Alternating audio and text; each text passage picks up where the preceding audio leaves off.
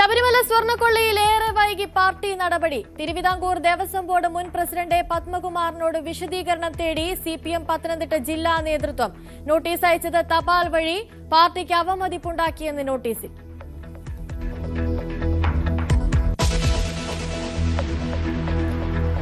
നിലപാട് പറയാൻ ജി സുധാകരൻ. വാർത്താ സമ്മേളനം രാവിലെ 11 മണിക്ക്. സിപിഎം നേതൃത്വത്തിന്റെ അനുനയ നീക്കങ്ങൾക്ക് വഴങ്ങിയില്ല. ജില്ലാ സെക്രട്ടേറിയറ്റ് അംഗങ്ങളുടെ കൂടിക്കാഴ്ചയിൽ സജി ചെറിയാനെതിരെ രൂക്ഷ വിമർശനം.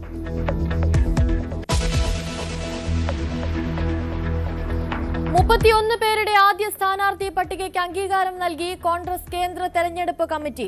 പട്ടികയിൽ 19 സിറ്റിംഗ് എംഎൽഎമാർ. എൽദോസ് കുന്നപ്പള്ളിയുടെ കാര്യത്തിൽ ശനിയാഴ്ച തീരുമാനം. വട്ടിയൂർക്കാവിൽ കെ മുരളീധരനും കൊട്ടാരക്കരയിൽ ഐഷ പോറ്റിയും. എംപിമാർ മത്സരിക്കുന്ന കാര്യത്തിൽ അനിശ്ചിതത്വം.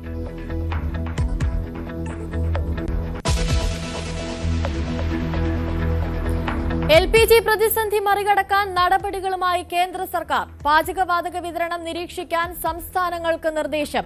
കരിഞ്ചന്ത തടയാൻ നടപടി വേണമെന്ന് ചീഫ് സെക്രട്ടറിമാരോട് ആഭ്യന്തര മന്ത്രാലയം.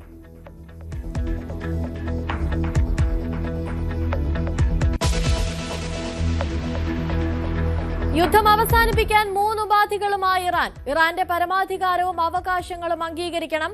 യുദ്ധത്തിലെ നാശനഷ്ടങ്ങൾക്ക് നഷ്ടപരിഹാരം വേണം. ഇറാനെതിരെ പ്രമേയം പാസാക്കിയ ഐക്യരാഷ്ട്രസഭ പിന്മാറാനില്ലെന്ന് ട്രംപ്.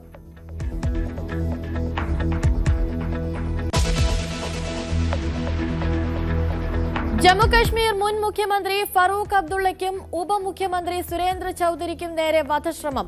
വെടിവയ്പുണ്ടായത് വിവാഹ ചടങ്ങിൽ പങ്കെടുത്ത് മടങ്ങുന്നതിനിടെ. അക്രമി പിടിയിൽ.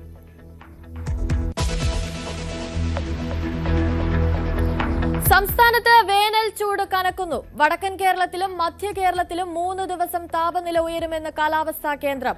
38 ഡിഗ്രി സെൽഷ്യസ് വരെ ചൂട് കൂടാമെന്ന് IMD ഡയറക്ടർ ന്യൂസ് 18നോട്.